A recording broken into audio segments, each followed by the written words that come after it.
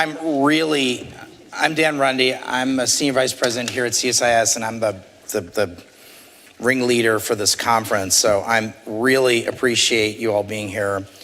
I think this is the third time we've covered this topic. I am totally obsessed with this, and I don't think this is getting enough attention, and that's why I've asked to do this again.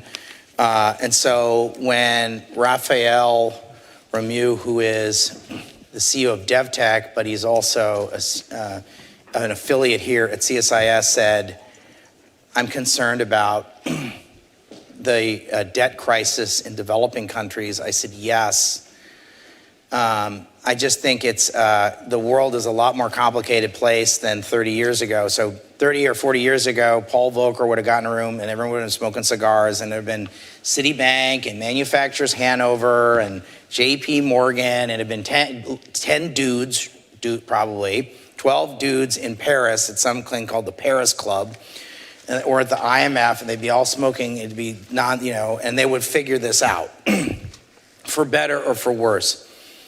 Now you've got 1,000 stakeholders. A lot of them are private debt holders, and a big chunk of it is Chinese debt. China is 70% of bilateral debt in Africa, I think, is the number, of which I said to somebody that, okay, what does that mean in terms of the total pie of African debt? I think it's more than 20%. And I think they're the largest provider of debt in developing countries today. I believe that is technically the case, in Raphael and others, and Jude and others can correct me. So why is this important? Why does this matter for global development? Why did I want to have this conversation?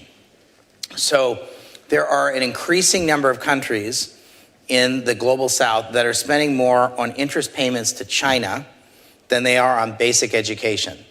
There are an increasing number of countries that are spending more on servicing debt to China than on global health in their country. So if you care about, we need to spend foreign assistance on basic education or on global health, that is not being done in a vacuum. That's being done in a situation where you have poor countries who are now having to spend more on this reality. At the same time, you have to get a whole bunch of people in the room and say, okay, what are we going to do? Are we going to extend the debt? Are we going to forgive some of the debt? Are we going to have situations like what happened in Sri Lanka in Hambantota port, where we'll say, well, we'll change the debt for ownership of a port? So there's a whole series of challenges, and it's also a huge, huge anchor that is pulling back on growth in poor countries. So this is a major issue. I think that the traditional development community, or the system of folks in the U.S. development ecosystem, don't fully appreciate it. So that is why I've said I want to cover this topic. We have a very large social media presence, and this will get a lot of attention online, this panel. And so I appreciate having all of these thoughtful panelists. I'm going to start with Raphael, who is a non-resident senior associate at CSIS. I'm going to turn it over to you, and then I'll introduce each of the panelists in turn, but I'll let you kick it off. Great. Thanks, Dan, and thank you all for being here.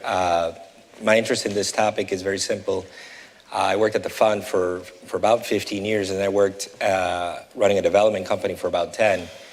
And if I can make one contribution, is that I think there is a blind spot in U.S. policy, which is that aid entering countries like in Africa, where it's a very heavy presence of foreign assistance, that aid is redirected through a series of measures in a crisis, and it undermines greatly the mission of foreign assistance and the humanitarian mission, and it is at the worst time possible. And we see that. And so all of this sort of resentment towards IMF structural adjustment is in many ways misplaced, because they blame the IMF. Certainly adjustments need to be made.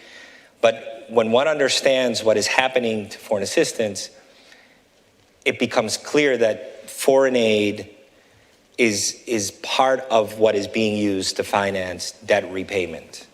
And that there are a series of myths that should be dispelled. So myth number one is, if you're not doing G to G, government to government, $8 cannot be used to repay foreign aid. That is false. That is just factually incorrect. Anywhere that you see exchange controls, inflationary measures, laws governing how you can change dollars, restrictions on the ability to move capital flows, that is a government that is taking action to use foreign assistance and control what are called non-debt creating flows. And this is true for foreign aid, and it is true in countries that don't receive as much foreign aid, but receive a lot of remittances. So Sri Lanka, for example, receives a ton of remittances and some foreign aid, but not as much. Malawi receives a lot of foreign aid. And these instruments, I think, are not well understood. There's a very IMF-y critique. It is really, really deep in the weeds, but it's super important because it drives inflation and devaluation are the drivers of discontent. And we're seeing that in the United States as well, where you see high inflation, and what you end up doing is you rob the foreign aid program either directly. So let me start with very quickly what I'm talking about here. A country's debt is unsustainable when it grows faster than its economy into perpetuity. That is clearly unsustainable. Or when it doesn't grow very fast, but they go to the market and the market won't refinance their debt, it says, you have to pay me an exorbitant interest rate. The market is telling you we're intolerant of your deficit and debt at that point. In either of those examples, you have unsustainable debt the country can't refinance. It needs hard currency. And it will turn, when that happens, everyone who is in that country has invested gets out because they know they're going to start coming for dollars. And then where do they go? They go to what are called non-debt creating flows, and aid is one of them. And so without going into the super duper into the weeds mechanics, that is what my critique is. It is that we have to safeguard foreign aid, both from the direct adjustments that happen in a crisis, which is we're going to cut health, education, and we're going to use the money to shore up the deficit because we can't get financing, or from plan B, which is don't worry about that, we're going to devalue the currency and control the outflows and use foreign aid that way. And so those two problems are real. The United States has something of a handle on problem number one, but not a very good one, which is, hey, what are we doing about the budget? And the IMF has something of a handle on tool number one, which is we're going to put back 0.5% of GDP into social spending. But if you look at a program like Malawi, they're cutting 7.5% of GDP on the way in, and they're putting 0.5% back. So it's a real blow to the real sector. And then on the second tool they use, which is exchange controls and devaluations to appropriate foreign aid, it's a blind spot. And so that is, in short, my interest in this topic. Great, thanks, Rafael. So I now want to hear from Emilio Pineda. He is the chief of the Fiscal and Municipal Management Division with the Inter-American Development Bank, and prior to that, worked at the IMF, and prior to that, also worked for the Mexican government. So thanks for being here, Emilio. Thank you very much, Dan, and it's really a pleasure to be here. Thank you for the invitation. And I'm going to bring the perspective of Latin America and the Caribbean to this debate. And probably to your surprise, I'm going to start with some positive news. Probably you're not used of listening positive news associated. I want doom and gloom. Doom and gloom. I'm sure you're not used of listening to positive news about Latin America. But let me start with some positive numbers that has happened in Latin America over the last 3 years, debt-wise. So Latin American countries, on average, have managed to significantly reduce their debt levels from 71% at the peak of the pandemic to 60% now. So it's a very significant reduction of 11 percentage points of GDP. And this has been across-the-board reduction. This has not been concentrated only in the usual suspects like Chile, Peru, or Paraguay. It has been across the board in all the sub-regions, Caribbean, Central America, Andean, and the South Cone. And how has this been accomplished? It has been accomplished mostly by a reduction of the primary deficits, meaning that they're reducing the difference between the revenues and their expenditure. There has been some positive wins, especially given a higher than expected nominal GDP growth. But the key aspect that has driven this reduction in debt has been a reduction of the primary deficits that at the peak of the pandemic were close to 5 percentage points of GDP in the region, and now they're essentially zero. So countries on average do have today a primary balance.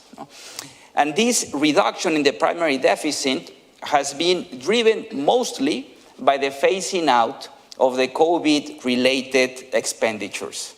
And this is in sharp contrast to what happened in the previous crisis that the region had to address, which was the Great Recession of 2009. And back then, what the region did, the region had a counter-cyclical fiscal policy, as was recommended. But the problem back then is that those expenditures became permanent through wages and other type of entitlements. And that had the result of really worsening the fiscal landscape in the region. So this time, the countries in the region have learned the lesson, and they have made these COVID-related expenditures temporary and transitory. And that has allowed a significant reduction in the debt levels. So that's the positive news. And probably this is the last time I'm going to talk about something positive in this speech, given the You start with the happy thing. I start with the happy. Come around for the... But having said this, we still have very significant challenges ahead. No? So our estimates, our best estimates show that whereas a reduction from 71 to 60% of debt levels is highly positive, we still have a long way to go before we reach what we would consider prudent debt levels for the region. And that should be closer to 50% rather than to 60%. And what do I mean by prudent debt levels? And I will refer to two special features of these levels. No, I'm not going to fall into false precision of which one is the sustainable debt number, but we're talking about a range that is closer to 50%. And we think it's important for the region to keep its path of fiscal consolidation and getting closer to 50% for two reasons. The first one is very important that the region reveals its fiscal buffers to have the flexibility to absorb all the shocks that we're going to experience for certainty in the coming years. Particularly, we're concerned about the climate shocks. Now in the region, we have numbers that show that on average, a country should expect to spend between 0.5 percentage point and up to 1 percentage point of GDP in the more vulnerable countries like the Caribbean or Central America with climate-related disasters that go from hurricanes to droughts. So we need to have the flexibility to absorb these shocks without falling into problems of debt sustainability. And the second reason is that our analysis show that when debt levels in the region are above 60%, they start to undermine economic growth. And this is because higher debt levels are associated with lower private investment that is associated with higher financing costs. So that's why it's important that the region keeps at its efforts of a consistent consolidation path that brings debt levels to these more prudent levels. So good news, but we still have a challenge ahead. And then probably in the conversation we can have some additional ideas on how to do this, protecting the more vulnerable populations. Okay, great. Okay. So Tessie, thank you for being here. The CEO of FHI 360. You're the CEO of one of the largest social enterprises in the world. Many of you may not have heard of FHI 360. If you're in international development biz, you have heard of FHI 360. You work all over the world in health and in education, and that's why we wanted you on this panel. So thanks for being here. Sure. So thank you, Dan, and thank you for actually putting a spotlight on this issue. It truly is, I think, underreported. But look, we live in a world that is seemingly on fire with all kinds of crises. And the fact of the matter is that the debt crisis, of all the crises, is probably the least photogenic one. It's the least photogenic. And it's really not sexy, so it's not really getting a lot of attention. But it is important because, look, let's talk about the SDGs, right? We started this journey to 2030, actually made some gains, serious gains in the teens, got to COVID, got seriously derailed, started the recovery, but then there were wars and supply chain disruptions and so on and so forth. And now we've got this sort of giant sucking sound of a lot of resources just leaving, the country. And it does have some real life implications. And it does threaten to just finally put that death blow in whatever we can achieve on the Sustainable Development Goals. And that, I think, is true. That should be truly alarming. And we ought to be able to take a picture of that. That ought to be photogenic. And let me look. I'm not, what I can give you. So let me make a couple of points. One is this is having a real effect at the country level. Now, I'm going to give you you made some really good points, Rafael, in terms of, these question of flows and how foreign assistance is being used at the project level, right, which is where we're working. Inflation, devaluation, power cuts, and so on. I mean, they add up over time into serious disruptions that destroy whatever efficiency at the project level we're trying to gain. It also makes, because one of the things that we're seeing, not everywhere, but in several of the countries that are in this type of debt crisis, look, at the end of the day, there is a brain drain that can and is accelerated. So it makes it really hard to, attract and retain people. Some of the, some of the talent is literally, just leaving out the door, and they may or may not, come back. One of the other things that's interesting that we're seeing at a country level in terms of our projects is, so a lot of projects, not just ours, but others, they really do depend on community engagement and volunteers, right, really being engaged in the context of these major economic dislocations. The interest in being, sort of remaining engaged at the community level, we see it, it's palpable, and it's being reduced. And that is also affecting, how projects are being executed. Never mind the fact that for staff that is on the project, high inflation creates all kinds of additional dislocations because people are losing, right, purchasing power. They may be having to secure a second job. All of these, and then, as one, I saw this when I was in one of the countries where we work, the comment that was made to me is, what is the point of this project that is promoting healthy behaviors if, as a result of government disinvesting or not investing sufficiently in health, right? So we're directing people to go to hospitals that are now not staffed sufficiently or have seen their hours reduced. And by the way, to your point, who is really being affected? The most marginalized, right? Because the people of more means will always be able to manage well, or at least manage. But the people that are truly affected are in the most marginalized communities. So that's one point. This is real. It's affecting projects. It's affecting the efficiency of foreign assistance at this micro level, at the community level, at the project level. And we can't forget that because there's an awful lot of, at least of our foreign assistance, that flows that way. Never mind G2G and so on. It does all kinds of things in that regard. But then, this whole thing, got me thinking, just more broadly, and I don't know if we're going to talk about it here, but it's just the question of what is the role of debt in foreign assistance? What's the right mix? I'm asking, I don't have the answer to that question. I'm just posing it. But it's really, I read, some months ago that the increase in ODA, to the extent that there was an increase in ODA over the last 10 years, it's been mostly loans.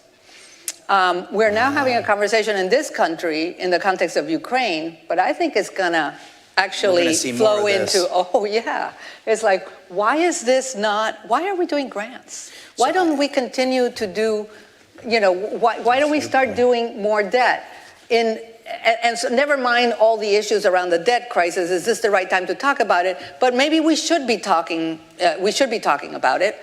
And then the other question is, because, right, we all know the debate between, well, the thing is, if you get something for free, you're not going to be quite as disciplined. Certainly, that's part of the point that even, China makes. We give loans because people take that seriously. It creates a certain discipline. If you're giving free money, then actually that makes you less likely to be investing in things like domestic resource mobilization, and you lose, some of the discipline, you create dependency, and so on and so forth. But not necessarily, right? Because we know that it really does depend on the strength of institutions at the end of the day. How good is your fiscal policy, your tax, policy and tax administration, institutions that support, anti-corruption. I mean, there are all kinds of questions that you can be asking in terms of the strength of institutions. Because, also this conversation about debt, it's like we're doing, this is being done to the countries. The countries are also the ones that are, it goes both ways, right? And my only point here is, are we investing enough grant money, because I think this is a good use of grant money, in strengthening those institutions? And I don't think we are, for the same reason that we're not paying attention to debt, because it's not photogenic. It's way more sexy to invest in, vaccinations, children, food. You can take pictures of that. You can't take pictures of institutional strengthening. No, you can't. So anyway, I'll leave it at that. How do you take a photo of institutional strengthening?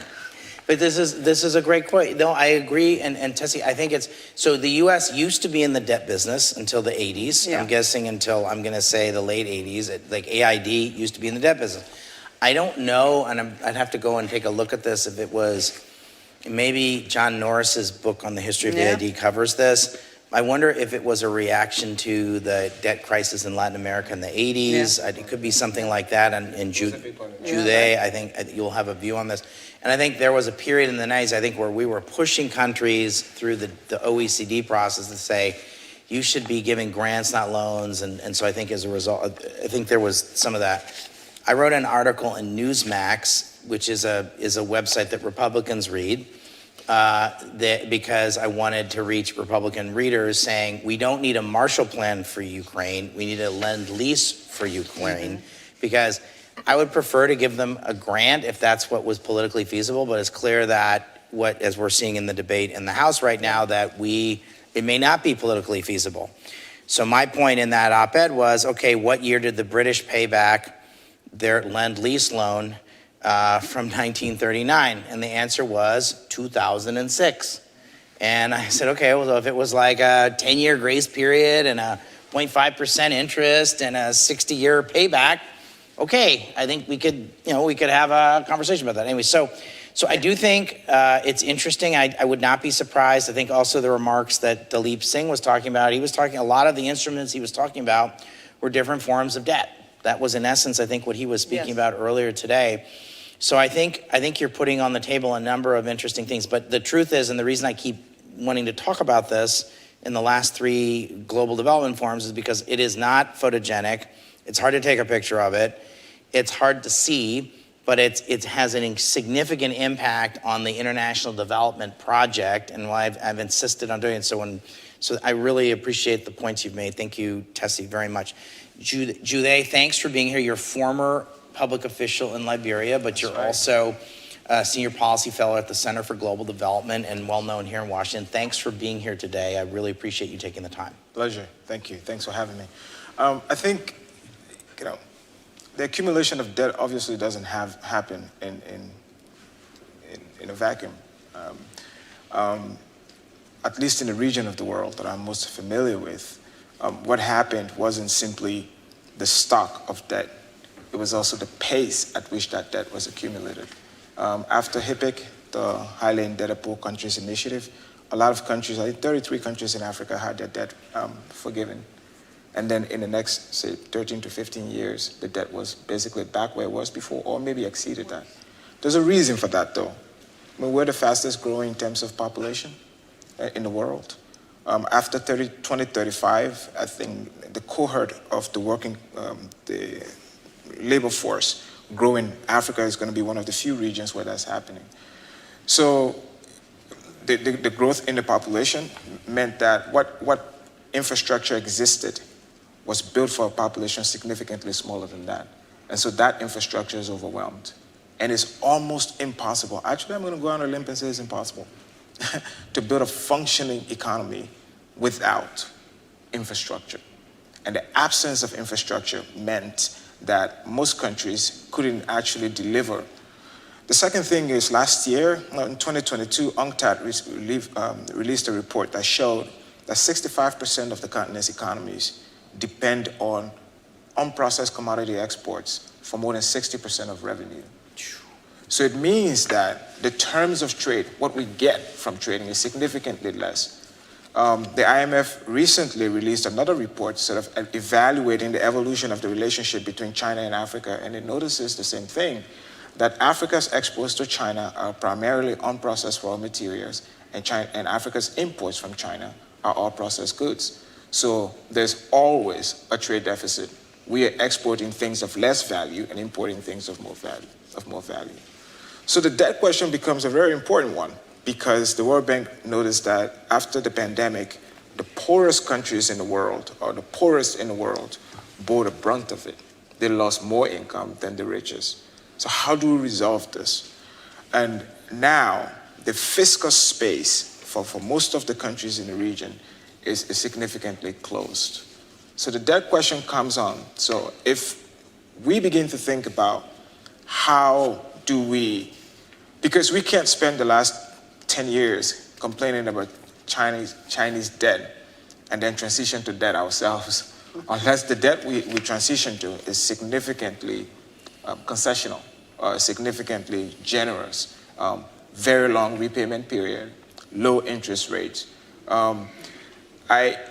In the course that I teach on infrastructure and foreign policy, I usually talk about Japanese assistance to China. The last Japanese soft loan to China will be repaid in 2042. Really? Yeah. The capital airport in Beijing, that's a Japanese soft loan. So if we're going to move away from the debt model, or at the very least structure debt in such a way that it's not a hindrance, because the reason we did HIPIC was because countries were at a point where almost 60% of revenue was simply going to debt servicing. That means you're not investing in schools, you're not investing in health, you're not investing in the things that we need to. And to Dan's point, because in the last 20 years, the dominant bilateral creditor, not just in Africa, even in Latin America, has been China, most of that debt servicing ends up going to them. But it gets more complicated because there's been the rise of private creditors. A lot of African governments are going to capital markets and issuing debt. That debt is often denominated in foreign exchange because, Eurobonds, which means that you're generating your income in local currency, but you're paying your debt in hard currency. And in a lot of instances, you're using more and more of the revenue you have. So we're caught in this situation of where you need to build infrastructure so that your economy improves, but you don't have enough savings, and so you have to look for external savings. How do we solve this? I think one problem is the US no longer does a lot of G2G. I don't know if we even do it. If a developing country gets money to build infrastructure from the US, it's usually through US shareholding at the World Bank, the African Development Bank, or the Inter-American Development Bank. And so on the question of debt, if majority of the debt is owed to China, then US influence on how the debt is resolved is significantly reduced because the US has no exposure. So maybe under a new approach. Approach, yes. How's that? I wanted to say administration, but I thought approach made sense. That we would think about how do we solve the same development problems without encumbering economies with debt. But to Raphael's point, how do we structure it without creating perverse incentives so that the money that is intended to improve economies do not end up in places where we don't want them to end up. And so I think it's an interesting way to look at the problem. The one thing that I will add is this, that governance in most developing countries, especially where institutions aren't very strong, governance itself is a grand bargain among the elite, the political, economic elite, about who gets what when. And when an external actor, whether it's the United States or Europe or China, gets involved in that conversation, it has to be done with care, so that, because every single time there is a bargain, there are losers and winners. And when we create losers in a context in which we're not participating in the fallout, that's something to take into account when we're thinking about it. But I think an approach to debt that is better than the Chinese, because we've been criticizing the Chinese, but that's also palatable to American audiences, US audiences, and US citizens. I don't know how much appetite there is to simply give money away to people, whether it's as grants. So maybe we can think of a new approach that is still debt, but the tenure is long enough that it gives economies an opportunity to return. But Thank you. Jeffrey, thanks for being here. You worked at the Treasury Department, you worked on the Hill, you were at the IMF, you're now in the financial markets. I really appreciate you being here. Sure. Yeah, thanks to be here and all the people that are been so active on these issues for so long. And I think that's, Dan, kind of where you started on how you've been concerned about this for some time. It's not for lack of effort, right, that we haven't been able to avoid the situation that we're in, right? I mean, I'm not that old, right? But just in my kind of existence in the policy space just over the last several years, we've had a multi-pronged approach on debt vulnerabilities. We've had various other G20 initiatives during COVID, right? DSSI and Common Framework.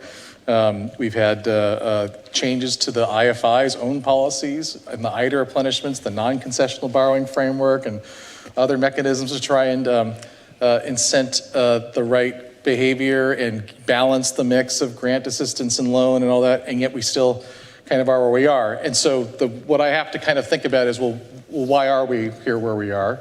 Is there something unique about the circumstances that we're in right now? And to me, a lot of this just has to do with the macroeconomic environment that we're in and the fact that we haven't seen this in a while, right? And so from my perspective, you've had really multiple decades, right, in a row where interest rates were continuously declining in the United States, which set global financial conditions for the rest of the world. And countries could borrow at longer tenors at lower rates. And so there was never really the same incentive or discipline that debt is supposed to impose, which is, if I give you a loan, you have to do something with it that earns you an economic rate of return that exceeds the cost. If I'm always guaranteed, or I get in the habit of presuming that I can refinance this debt over and over and over again at lower and lower rates, then that incentive is lost even if it's debt, right? And I think there's some risk. Right, that this could even be happening in the IFI space as well, right? Because their tenors, right, and their rates have also gotten longer and longer with lower and lower rates. And I don't think it's any surprise, right, that you're seeing kind of questions now about how do we exit countries from perennial IMF assistance? How do we graduate a country from IDA to IBRD, right? Because somehow we've lost, right, in the past few decades in the macro phenomenon. It's not anybody's fault, right? It's just that discipline was kind of lost. And by the way, it's not just an issue for countries. It's an issue for corporates. It's an issue for household borrowing. It's an issue for all sorts of people who've taken on debt. But you still are where you are. And so I think we'll kind of close my opening kind of comments with just, you can't live in this world and try to develop or make the right investments in your country, in your company, in your life, without taking on some amount of debt exposure. But you do have to think about what you're going to use that debt for. And you do have to do that with a little more discipline or a little more due diligence than you did in the past. And I think for some countries, right, their capacity to do that is still constrained, right? And so if we are thinking about mechanisms to increase the amount of debt they're being given access to as opposed to grants, we have to make sure that their technical capacity to deploy that the right way is important, because it's quite possible, as we're seeing the interest rate curves in the US, right? Not just with rates delayed, but with the terminal rate repricing higher, right? Which means that rates are likely to be higher for longer. You could be in the situation for some time, and so you have to take a slightly different approach to your traditional concessional lending than you did in the past. Okay, I have a whole series of questions for this group, but frankly, here's the question I really want to ask, which is like, what the hell do we do about this? So, okay, we have a problem. It's hard to solve. We've talked about kind of the geography of this. So let me start with you, Raphael. Like, what it strikes me as like we're going to need, this is beyond kind of the, it strikes me as this is beyond a technocratic solution. It requires some sort of almost like a higher level political solution, sort of like when we deal with nuclear weapons, where you need sort of like a higher level than just saying, well, let's just get the finance minute. Maybe it's beyond finance ministers. We need some kind of higher level of political will to do this. So let me start with each of you. Can you say like, okay, where is the solution? I mean, I think is there, and trying to use the least complicated technical terms as possible as to what this means. Does this mean everyone's got to take a haircut? Does this mean that we need to extend debt? What do we need to do in terms of getting folks to think differently about how they manage debt in the future? Because I'm pretty annoyed that we had this in 2020, or in the year 2000, we had this Jubilee debt deal. We all said, okay, we're going to solve this. And now 20 years later, we come back and we're doing this again. This is like, what, every 2 decades, we're going to have a Groundhog Day thing where we do this, we all get in a room and forgive debt, and then we do this again 20 years later. Like, I'm young enough, I'll have to do this again. I'll have another one of these in my lifetime. Like, I'm not too psyched about that. So I think at the time when we did this in 2000, the assumption was, okay, well, this won't happen again. Right? I think I'm guessing, and Jeffrey, you weren't, I'm not sure you were on the Hill in 99 or 2000, but our friend Joe Engelhardt, I think he would have told us at the time, all the people involved and the Republicans were all like, okay, we're going to do this, but like, we're not going to have to go do this again. Is that right? One-shot deal. This is a one-shot deal. I saw Joe earlier. We talked about right, this. and so he said this is a one-shot deal, right? And so now this is a two-shot deal. Now is this going to be a three-shot deal? And it's so each of you, please tell me what the hell should we do about this? Let me start with you, Raphael, in simple English for those of us who aren't former IMF technocrats. So I think the immediate response from the U.S. government has to be to move very quickly towards these unsexy but critical needs at the country level, which is much better transparent. Look, when they walked into Zambia, they didn't know what the debt was. They thought it was so Zambia is one of the poster children for this problem, right? So Zambia is in the process of having to deal with this issue right now as we speak, right? Yeah, so they had to keep discovering that there was PRC debt. And frankly, it wasn't even the PRC, it was the spread across the ministries and the absence of transparency. So that's absolutely critical in the short run to bolster. These governments are walking into creditor committees that are very well advised. You have fee-based sovereign advisors that want to get a deal done.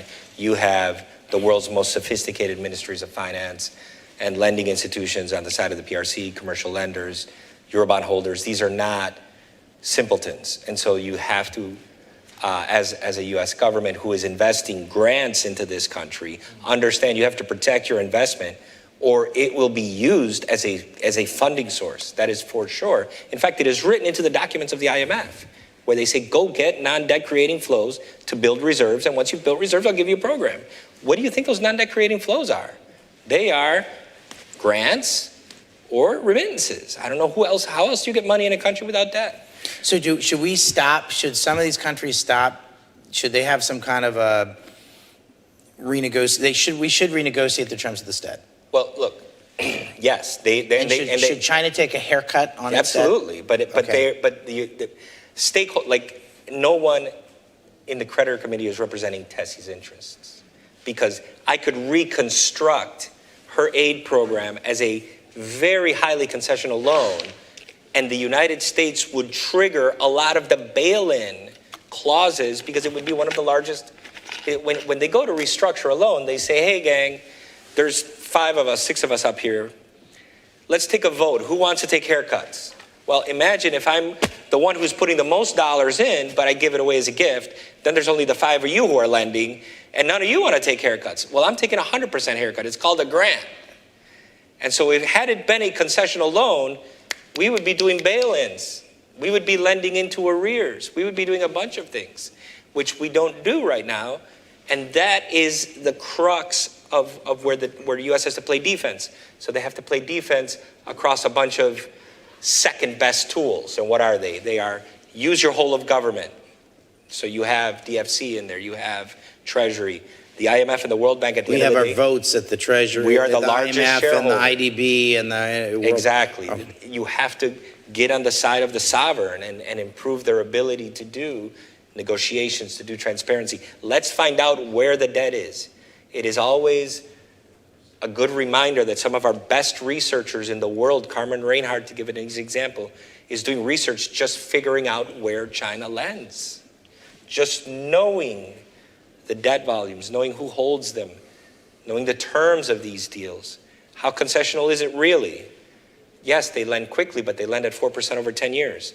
That's hardly what I would call MEGA. So I'll stop there, but those are some of the basics. Okay, Amelia, you work at the IDB, so I don't know what the official position of the IDB is, so I don't know if you can speak in your personal capacity or like what should we have the spring meetings here. How should we be addressing this problem? Yeah, I agree with a lot of things that I heard here. So the first one is I fully agree with Tess that we should be concentrating on strengthening the institutional capability of the countries, because unless we do that, we're going to be in the Groundhog Day that you were talking about, no? That 20 years down the road or even less, we're going to be going through a new round of having to reduce debt stock in different countries. So I think that's a crucial aspect that we need to be concentrating on, so that we can strengthen the capability of the countries to reduce debt-creating flows. Rafael already talked about how to deal with some of the stocks, no? So now let me elaborate a little bit on what to do to reduce debt-creating flows, no? And the key aspect for that is strengthening institutional capabilities. And the bottom line is that countries should stop wasting money essentially on the way they spend and on the way they collect taxes. So on the way they spend, let me give you a couple of examples.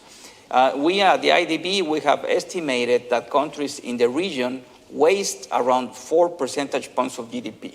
On what? On, for example, subsidies that end up mostly on the rich, no? Energy subsidies. You have an Argentinian wife. If you're in Argentina right now. I resemble that remark. Are you trying to say that I'm being subsidized for my fancy apartment in Buenos Aires for energy? Is that what you're trying to tell me? That is not a wasted subsidy. If it's for me, it's not a waste, right?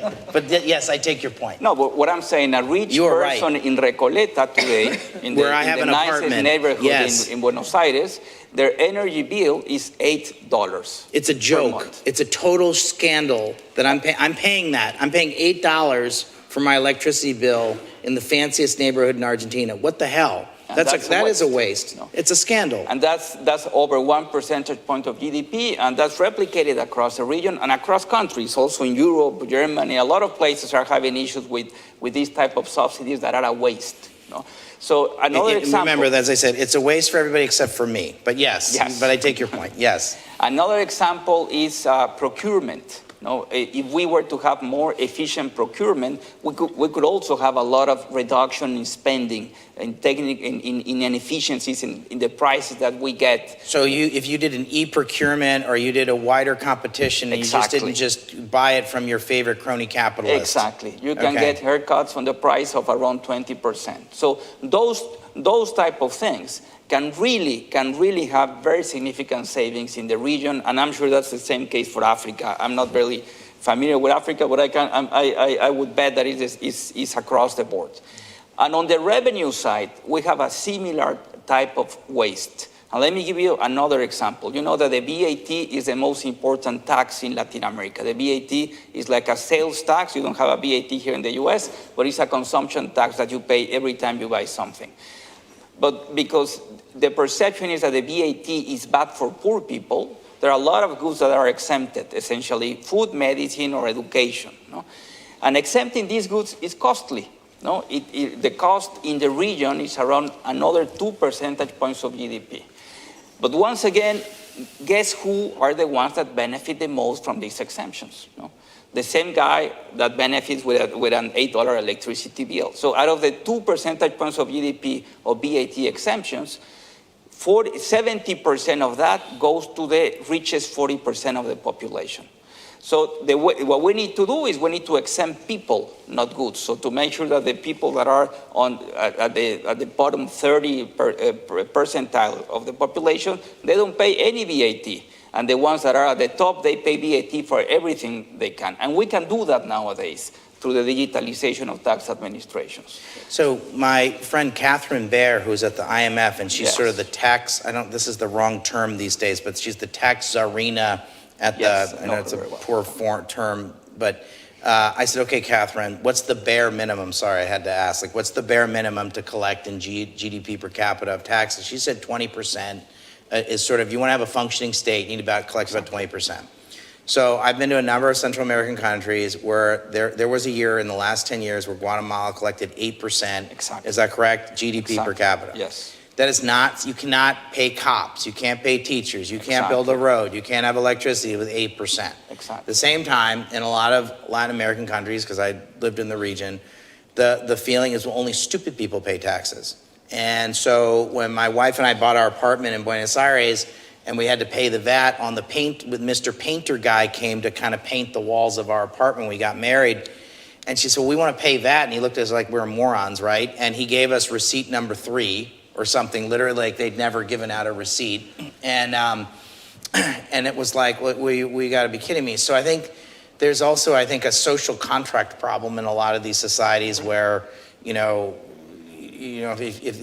there's a larger conversation about collecting taxes. So collecting taxes, spending taxes, the social contract, and then I guess I describe it as easy money from others is a bad cocktail. Is that sort of the shorthand of it? I fully agree. I think that we need to address all of them at the same time in order to enhance the social contract that you're talking about. So we need to be much more efficient in the way we spend the money so that people don't feel that they're wasting their time by paying taxes. But at the same time, we cannot allow countries, or we shouldn't have countries that collect less than 15 percentage points of GDP on taxes. Okay, so Tessie, tell me about, you're involved in the U.S. advocacy for global development. Just as a thought experiment, what would it, how do I describe this? What would it feel like to have a conversation about saying, well, some of our development assistance should be in the form of debt? What is that? Does that feel funny? I mean, it's sort of a new exercise. As someone who, I've been around development for more than 20 years, and I've been in a grant paradigm, I guess, if I can put it that way. Would it feel weird? I mean, does it feel weird? Is it how would we have to think differently? Yeah, no, for sure it would feel weird. Can you imagine? I mean, yes, I can just imagine the conversations. It's not, but it doesn't have to be weird, right? Yeah. And we've discussed here all kinds of different types of debt instruments that exist and all kinds of approaches to that. So it need not be, a bad word, but the reality is that we've been existing, in a world of grants, primarily, right? Certainly when we, if you say, well, infrastructure has to be financed with debt. Well, no one's going to say boo about it. That is how infrastructure is financed. If you say, well, this is how we're going to do education now, and this is how we're going to do health, and this is how we're going to do nutrition, then you can, then there's a conversation that's going to need to be had. And it is, but it is a conversation that we should have, and that was part of my point. Is what should be the role of debt, right? And what should we be using it for? To your point, Jeffrey, yes, of course, we ought to be able to frame it in terms of, what is it going to generate over what period of time? You need to be able to make that business case. Should we not be making that business case for health or education? Because I think we can. Yeah. So there isn't anything, Jeffrey, what's your answer to that question? Yeah, I think I think there's clear returns, right? Returns to education, right? Returns to less health. People sick, right? Returns to people being able to be productive longer in life, right? I think that, if you're a country, though, how do you evaluate which which intervention I'm going to do with what kind of funds. Well, I think that's where exactly, we and need to be. so there's a broader conversation to be had, and the part of the challenge here is that we're talking really big, broad brush, and what we need to be looking at is the details of that. But I guess what I'm saying is, nothing, there's no, unless we're really talking about sort of humanitarian situations and so on, in a development setting, presumably, there's nothing that should be off the table. The question is whether we, as a, development community have been, thoughtful enough, sophisticated enough to be able to have these, conversations. And I think there's a lot of sort of knee-jerk reaction to these things. And also there's a lot of built-in sort of, advocacy and momentum. So you want to change things, there's going to be, an issue. And there's also the optics of, we're going to use more loans now, when we just started this conversation going, there's a huge amount of debt repayment. It's like, really? This is what we're going to do now. And so, in fact, I think to your earlier question to everyone in terms of what do we do about this? What do we do? I don't have the answer to that. But for sure, look, there's a short-term problem because we've got the problem that we have now. And I think that has to be fixed. And I will leave it to smarter people than me to figure out how that's done. But you have to fix that. But then there's a longer term conversation we need to have about the nature of development assistance and how we really deploy all the different instruments that this country had. All of this energy was spent developing standing up the Development Finance Corporation. Do we think that entity is being used as effectively, as possible? Is it working really well, more than in just sourcing ideas and so on with USAID and other? Is it? And I think the answer is no. Because so we need to have that. So I got very nervous, Tessie, during the last administration. I asked very high level people in the national security world, what was our, I'm slightly paraphrasing this, but serious people said to me something along the lines of, well, our response to Belt and Road and our response to the China challenge in the Indo-Pacific is the DFC. Now, I was one of the people, if you have trouble sleeping at night, I've written a lot of papers on the DFC, and I was one of the folks. And I've read them. Yeah, yes, if you have, do clear your calendar and read those papers, but I do think we had something to do with sort of the shaping of the DFC here. I think that's a fair statement. But what the hell? It's like $7 billion a year, and I don't know what the Chinese throw around in their China Exim Bank. Is it 150 or some multiples and multiples and multiples? So if we need to have a high degree of humility about what that does, and I hope and pray we didn't oversell it, and maybe and sometimes in the process of selling change, whether it was the Millennium Challenge Corporation or the DFC saying like, this is the silver bullet. Right. This is the answer, and so sometimes Yeah. in the part of the political process of selling change, we sometimes perhaps oversell change. So do I think the DFC on its own is like an answer to these things? No. Do I think could we do some things, and we have a reauthorization coming for the DFC? Could we revisit that, and would this be a moment to do that? Yeah, I think so. One other thing I want to say, and to underline, I think what's been said here before is we do need, and I do think that is a good use of grant funds, we do need to invest more in institutional strengthening around domestic resource mobilization, around, fiscal public financial management. Why that, because that truly is a public good. And they're not too, and the problem is that there's a giant advocacy community for health. There's a giant advocacy community for education. There's a really robust advocacy community for nutrition. There's no advocacy community for more institutional strengthening, domestic resource mobilization. And in fact, that's a problem, because are we really advocating for more taxes? So we've done or better taxes, and I think this would be something Emilio or Rafael would say, and I'm sure Jude, I want to bring Jude into this in a second, but I'd just say that again, in the UNISOM department, or having problems sleeping at night department, we've done a whole bunch of stuff on domestic resource mobilization and taxes. And you'd first think it's the most eye-glazing topic of all time, but it's actually really important. Yes. There was a reason I was raising that was, there was a so during the Obama administration, so I came to CSIS so I could work across the political spectrum, and people would come to my cocktail parties and read my stuff. That's why I came here. And so the Biden administration liked some of the tax stuff we had done. And they said, we'd like to work with you on the idea of shaving off a teeny piece of the global health budget to do a better job of collecting taxes. I think it was done sort of once as like an exercise.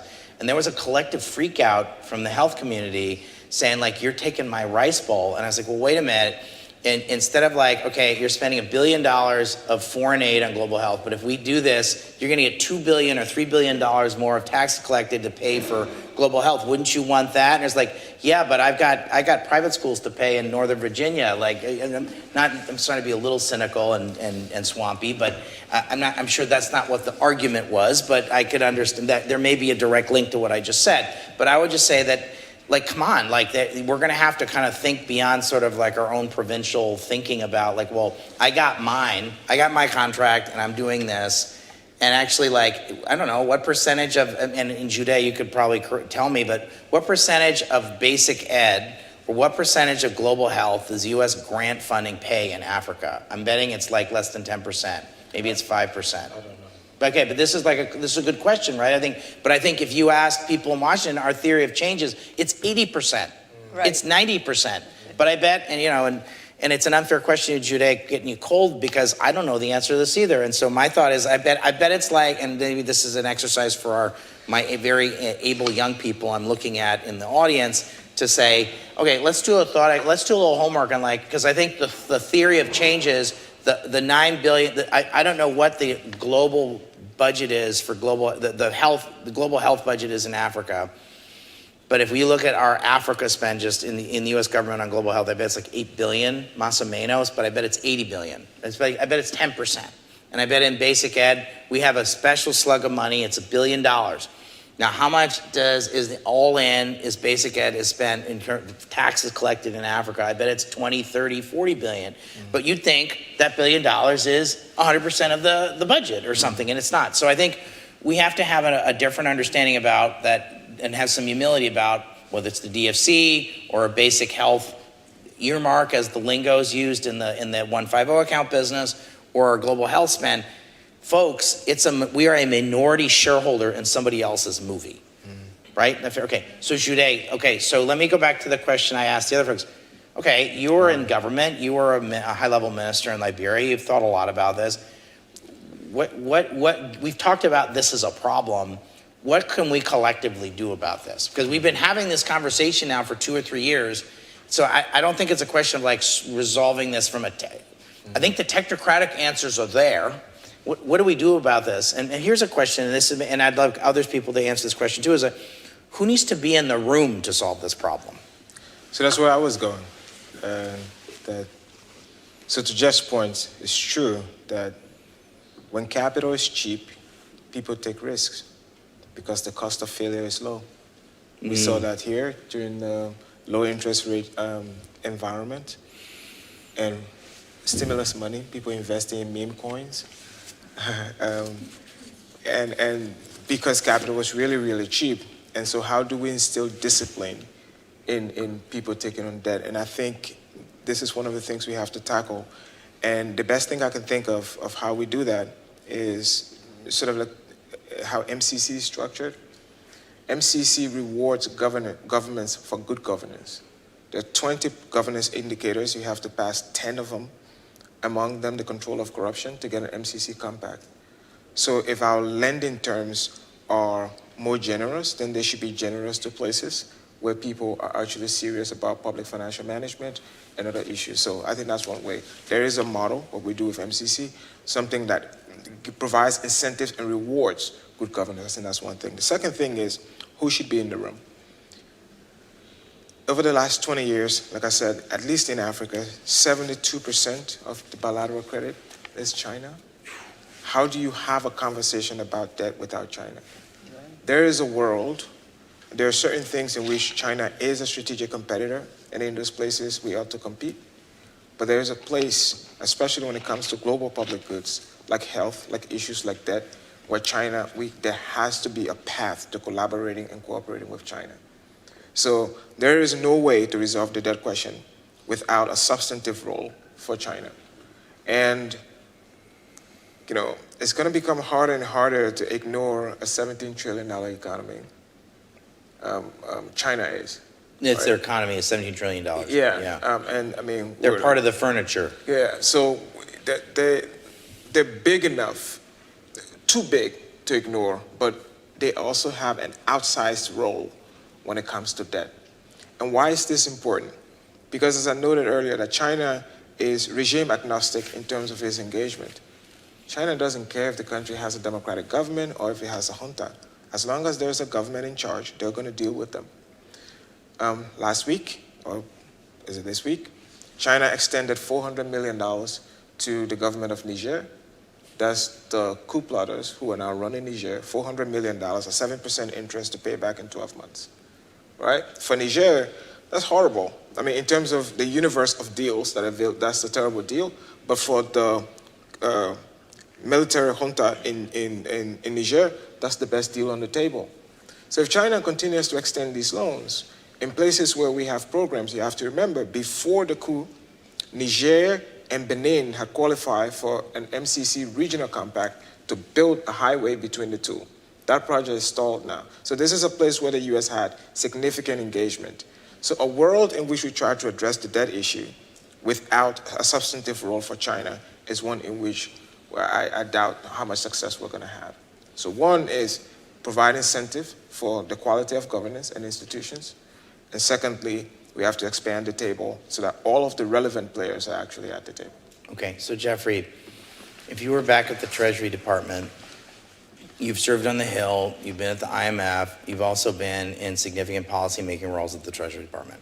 So if you were back at the Treasury Department and there was a decision made by President Biden or some other US president to say, we're gonna solve this problem, and as of right now, I don't think this has been solved. I think there have been attempts to solve this. I think the Biden administration has made some attempts at this. I'm gonna say, I'm not saying they've been successful, they've made some attempts at this.